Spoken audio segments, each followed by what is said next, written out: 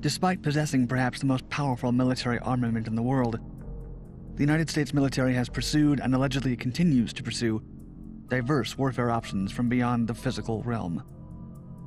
Among them, a $20 million program to assess possible uses of psychic or extrasensory perception activities, otherwise known as ESPA.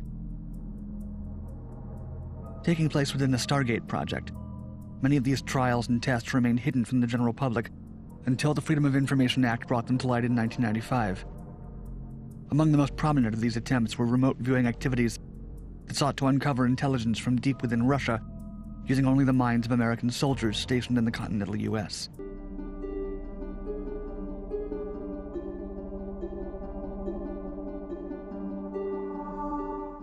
The idea to integrate extrasensory espionage and psychic warfare techniques into the Army was not a uniquely American project.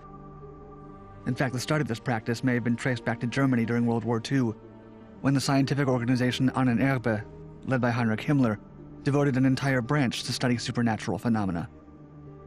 This secret program was uncovered by the United States during a raid of his property in 1945. It mostly consisted of a collection of magical artifacts collected from conquered nations and peoples, as well as unusual discoveries from archaeological expeditions from around the world. The Soviet Union also happened to gain access to the archives from the project during this time, and so the two new superpowers began fearing what the other may accomplish by studying paranormal and extrasensory activities. While the full degree of seriousness with which the USSR considered these matters is relatively unknown, the intelligence community in the United States did consider the supposed pseudoscientific powers to be a serious matter. One of the few Soviets to rise to prominence with claims of psychic abilities was Nina Kulagina, who had been part of a tank regiment during the Second World War. She was studied by Soviet scientists after allegedly being able to move objects with her mind. The most alarming reports came from a 1970s laboratory experiment, where she supposedly manipulated a frog with her mind, eventually stopping its heart. Many accused her of fraud, and when skeptics reviewed footage of her powers of manipulation, they suggested she was simply relying on tricks. One of the earlier examples of extrasensory activities from the US military took place during the Vietnam War, when some troops took witching rods in an attempt to divine the locations of Viet Cong tunnels. Since the mission was of high priority and morale was low, the military found it acceptable to integrate this unusual technique for the search. Scientific reasoning was seemingly cast aside during the mission. It's difficult, if not near impossible, to fully assess the success of using witching rods, since many of the tunnels remained hidden, and the ones found were often revealed by a number of coinciding factors. Later, as the fears driven by the space race, Cold War, and new waves of terrorism soon began to take hold of military planners and civilians alike, the question began to arise about whether intelligence agents could use their minds to foresee, prevent, or even counter an attack.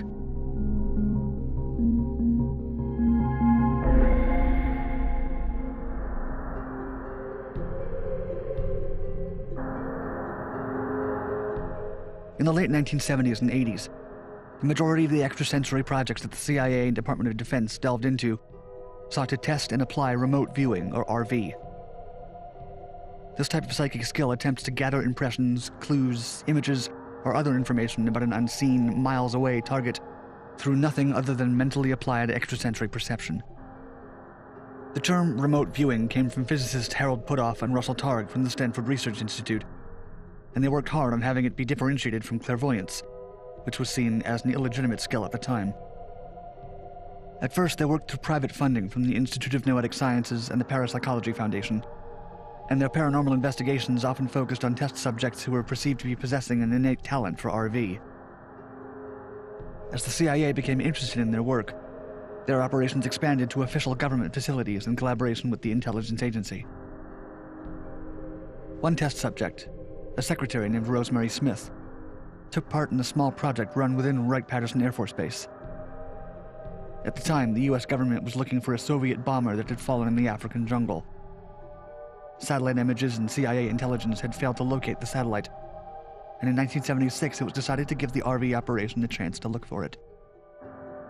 Rosemary Smith believed she had psychic powers, and according to journalist Annie Jacobson's book Phenomena, The Secret History of the US Government's Investigations into extrasensory perception and psychokinesis. Rosemary, quote, was able to draw maps that pinpointed where this aircraft was within a few miles. Using this information, she successfully guided a paramilitary unit in the search for the crash site after they found a villager carrying a piece of the aircraft in the area she had pointed them to. Yet not everyone was sold on the idea of funding an extrasensory project for American intelligence. Representative Charles Rose, the chairman of the Intelligence and Oversight House Subcommittee, spoke out about this possibility, saying, quote, "Some of the intelligence people I've talked to know that remote viewing works, although they still block further research on it, since they claim it is not yet as good as satellite photography. But it seems to me that it would be a hell of a cheap radar system. And if the Russians have it and we don't, we're in serious trouble."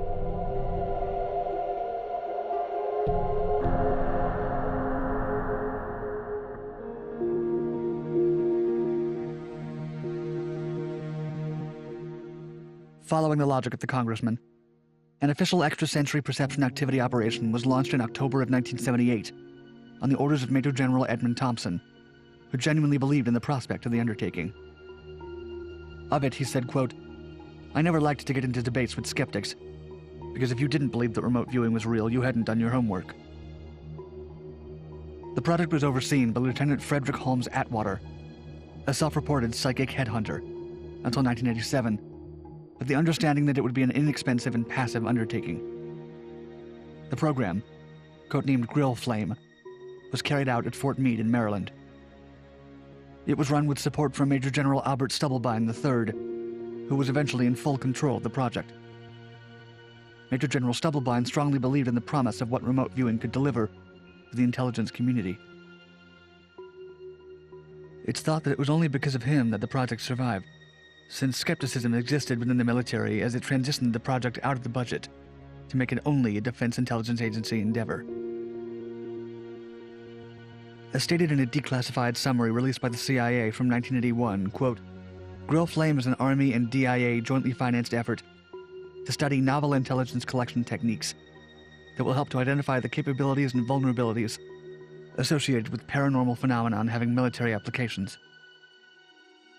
The team of supposedly psychic individuals was small, at no time larger than 20, and worked out of buildings 2560 and 2561 at Fort Meade, as well as makeshift wooden barracks. While many of their practices focused on uncovering Soviet intelligence, they also tried to locate U.S. war prisoners in Vietnam, Laos, and Cambodia, with varying degrees of success. One of the more promising RV sessions happened in September 1979, when the National Security Council asked for information on a naval Soviet base. The viewers were given a sealed envelope containing a photograph of the base. One of the viewers reported mentally accessing images of a building by a shoreline smelling of industrial products. Within the building, he could see a coffin-like weapon which he described as having shark-like fins. Surprisingly, a few months after the experiment, satellite imagery confirmed that the USSR had built a ballistic missile submarine at the base, the Akula, which translated from Russian means shark. This particular incident inspired the book by John Ronson, The Men Who Stare at Goats, and the subsequent film adaptation.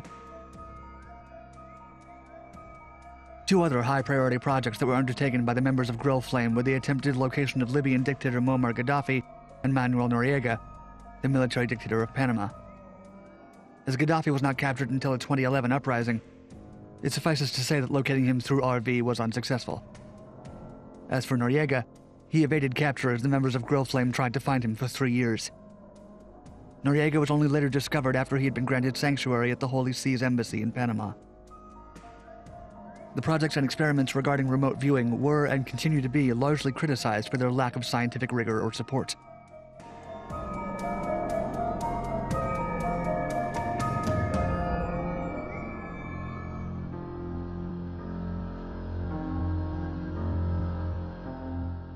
Throughout its years of activities, the U.S. Extrasensory Project went through several different code names: Scan 8, Grill Flame, Gondola Wish, Center Lane, and Sunstreak, and all of them were later housed under the name Project Stargate. Aside from remote viewing, the participants also delved into psychoenergetics, which seek to affect or communicate with a person, animal, or object placed remotely. Stubblebine became increasingly fascinated by more rare and unlikely pseudoscientific possibilities. He would host spoon-bending parties for officers, where alleged telekinetics and psychoenergetics would bend silverware into other shapes. He believed this supposed power could be applied to destroy enemy machinery and weaponry.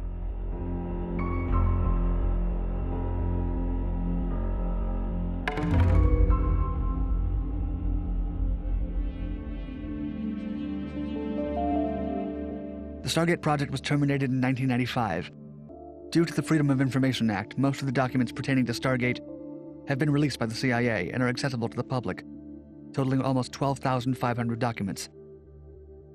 Yet the United States may not be done with research and development of extrasensory perception activities.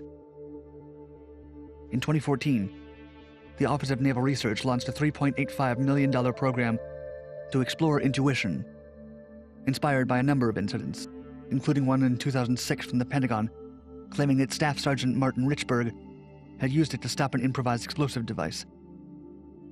A naval program manager, Commander Joseph Cohn, referred to it in an interview with the New York Times as a sixth sense or spidey sense that alerted them to an impending attack or IED, or that allowed them to respond to a novel situation without consciously analyzing the situation.